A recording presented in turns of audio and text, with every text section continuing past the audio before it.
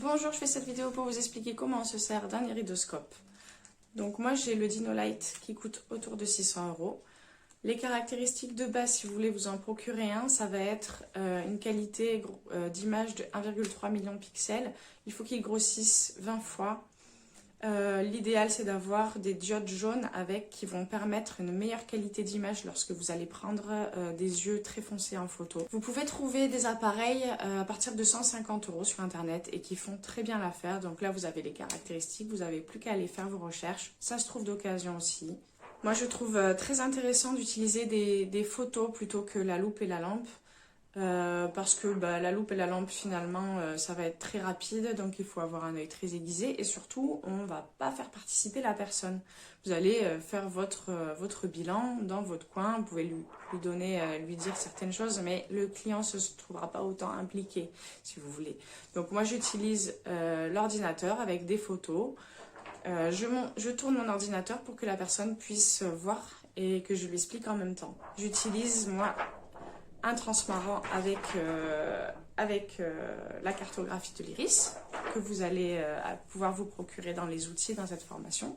Pensez à prendre une photo bien droite de l'œil parce que si jamais vous déviez un petit peu à gauche ou à droite, vous allez avoir un problème pour faire coïncider votre transparent avec l'œil et donc vos résultats vont se trouver faussés. Voilà, donc c'est parti pour une petite démonstration. Alors, pour prendre les photos des yeux de votre client, vous allez lui demander de se positionner en face de vous. Vous allez mettre votre ordinateur en dessous de son visage, ce qui va vous permettre de lui demander de vous regarder droit dans les yeux quand vous allez prendre la photo avec votre appareil. De plus, c'est très important de fermer les rideaux pour avoir la lumière de l'appareil et non le reflet de la fenêtre juste derrière vous si c'est le cas chez vous comme chez moi.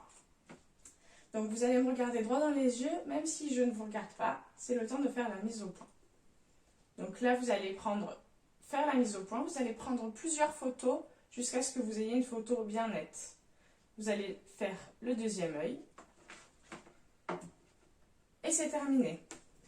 Ensuite, si vous voyez par exemple des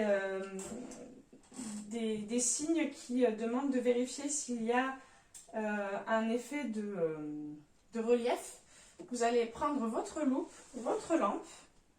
Donc la lampe, on la règle. Il faut qu'il y ait un point.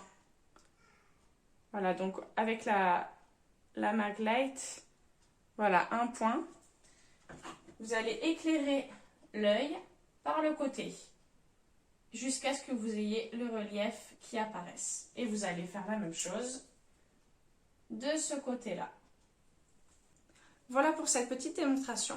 Donc j'insiste réellement pour que la personne me regarde droit dans les yeux afin que la pupille soit vraiment centrée parce qu'on va étudier dans le cours prochainement que la pupille peut être décentrée, ça va nous donner des informations précises. Donc il ne faut pas oublier ce point-là. Donc on va utiliser la loupe et la lampe pour vérifier s'il y a du relief parce que comme vous allez le voir dans le cours un petit peu plus tard, quand on prend des photos, elles apparaissent à plat. Donc il y a certains signes qui nous font penser à du relief, donc on va aller simplement vérifier après s'il y est ou pas. Voilà, cette petite démonstration est terminée. Si vous avez d'autres questions, n'hésitez pas à venir les poster sur le groupe Facebook. Je vous souhaite une bonne continuation et je vous dis à bientôt.